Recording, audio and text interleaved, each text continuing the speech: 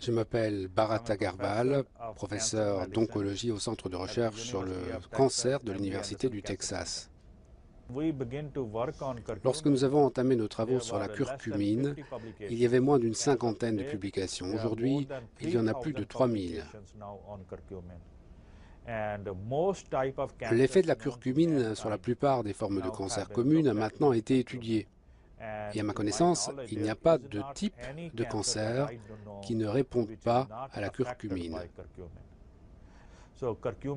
La curcumine opère sur les cellules souches du cancer, inhibe la survie des cellules cancéreuses, bloque la prolifération de ces cellules, leur invasion, l'angiogenèse des cellules et la métastase. En fait, la curcumine est un inhibiteur de toutes les grandes étapes de la formation du cancer. Est-ce en raison de ses puissantes propriétés anti-inflammatoires? Oui, c'est une substance très puissante, parce qu'il y aurait dans le cancer comme un interrupteur principal, plus précisément un facteur de transcription appelé NF-kappa B. Et c'est cet interrupteur principal qui régule l'inflammation des cellules. Cette régulation s'exprime sur plus de 400 gènes différents. Or, la plupart de ces gènes, régulés par le facteur nucléaire kappa B, bloquent aussi la croissance des cellules cancéreuses. Pour résumer, la curcumine est capable de bloquer le facteur nucléaire kappa B, lequel contrôle l'inflammation et la tumorogenèse.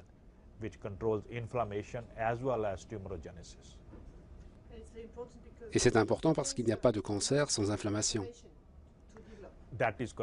Tout à fait. C'est devenu l'hypothèse principale dans la biologie du cancer, l'existence d'un terrain inflammatoire est une condition indispensable.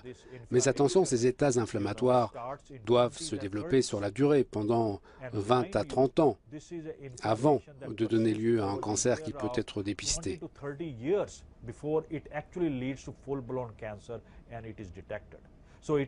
Et ce sont ces états inflammatoires chroniques qui persistent durant de nombreuses années qui risquent de déboucher sur un cancer. Et la curcumine bloque-t-elle l'action des carcinogènes que nous avons tous dans le corps? Oui, beaucoup d'études, entre 500 à 1000 études, ont montré que la curcumine bloque la carcinogenèse, tout simplement.